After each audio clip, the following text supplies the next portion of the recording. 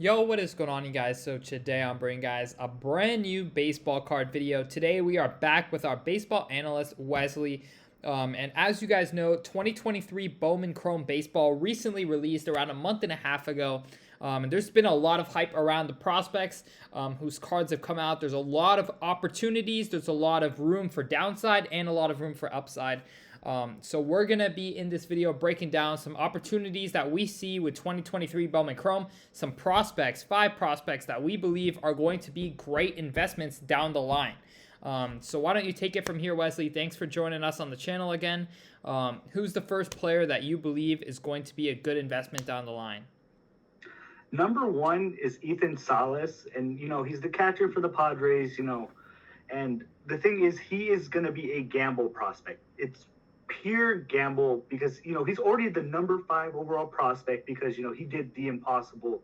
17 years old in Double-A. It's an amazing story, and while right now we are dealing with the downward curve of just the initial release, once that 3 mark hits, it's going to start bottoming out, and then it would be a good time to buy, anticipating the hype train that's going to be building around him next year. Got it. So what would kind of be like the game plan that you would recommend people put in when it comes to Salas' cards? Do you think what month roughly do you think you could look for them to bottom out? What are the signs that they're going to bottom out? And then when do you know to sell? Usually the pattern I've noticed when Bowman Chrome draft comes around, so late December, that's going to be a good time to start buying up these prospects because people start moving their money into the newest set. And yes, I think that's going to be the best time to invest. His refractor autos, if you have more money, his atomics. His stuff is very, very overpriced right now. I do not recommend buying it now. But if you wait for it to bottom out, and you can ride that hype train wave and make some pretty good profits. Got it. And then you would say when he gets called up is a good time to sell off? That could be a good time. Also, spring training. Last year in spring training, he played amazing. So spring, you can hold that for 3 months short term, or you can do the long term game. Either or, you're going to be making some money. Got it. Who is number 2 on your list? So Felnin Celesten, I'm sorry if I butchered that. He's the shortstop for Seattle.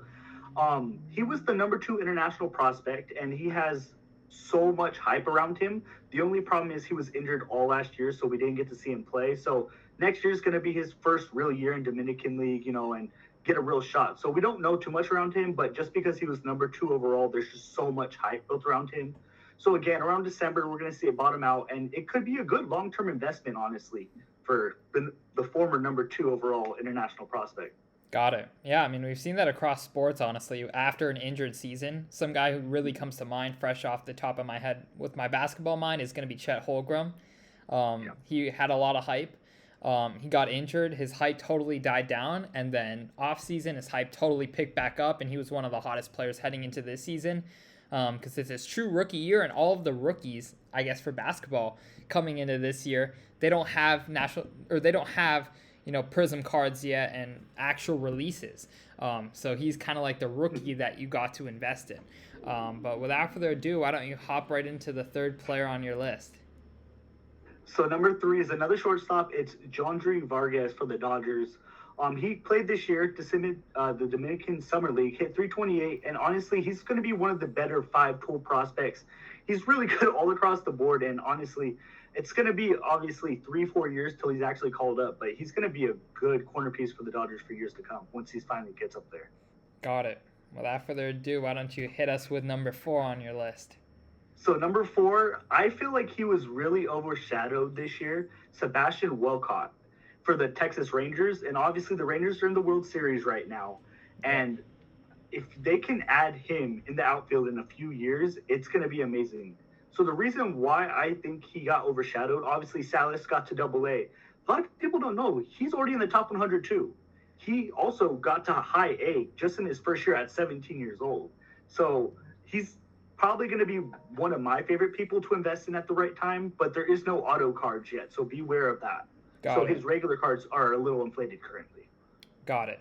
Is there a release date for that, or how do you say to play his market? Because obviously the auto cards are going to hold more value in the long term. So how would you say to kind of play out his market? So obviously we don't know exactly when the next release, so when his first Bowman autos are coming out. Yeah. I'm assuming it's going to be Bowman Chrome draft, but we're not 100% sure. So right now, if you want to invest in him, I would say wait till December, see what's going to happen. And if his auto's not in that, start buying his gold, his, blues of his non-autos, because those are going to hold a lot more value coming into the season. Got it. Without further ado, why don't you hit us with the last prospect that you think is going to have that potential? So lastly, it's Rainer Arias, an outfielder for the Giants. He hit 414 in the Dominican Summer League.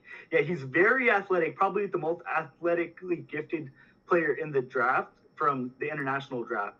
And I think he's going to also be a key future pick for the Giants come, 4 or 5 years down the line.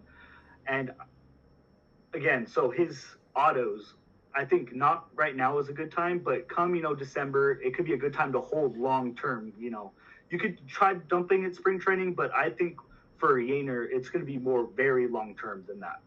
Got it. Well, thank you so much for Wes for joining this. We did want to say a little word about our membership program because you guys know that we recently launched our membership program, and Wesley's been making some great baseball picks, some great flips. One recent flip from a couple months ago from the summer was Shohei. We were buying Shohei's cards up at the beginning of the summer, and they have an incredible rise up. So, Wes, why don't you talk to them a little bit about the picks you make, some great picks you've had, and then we can finish it off. Yeah, so every week it's 5 good buys, 5 good sells, and 3 long-term investments. And honestly, for the people who already have bought the membership program, I've heard multiple people say, thank you so much, because they're actually listening and they're gaining money from it. So that's the number one thing. I want to share my knowledge and make sure you guys grow as well. Got it. Yeah, so the link will be down below, sportscardsinvest.com. Definitely go ahead, sign up. It's definitely worth it. There's a lot, obviously, at the beginning of baseball offseason like we're at right now. There's going to be a lot of opportunities coming in throughout the offseason, players who will get a lot more attention heading into next year. So all those picks will be on a weekly basis released on our membership program. So definitely click the link down below. But Wesley, thanks so much for joining this video again, joining the channel again. Great to have you. And without further ado, we're going to close it out.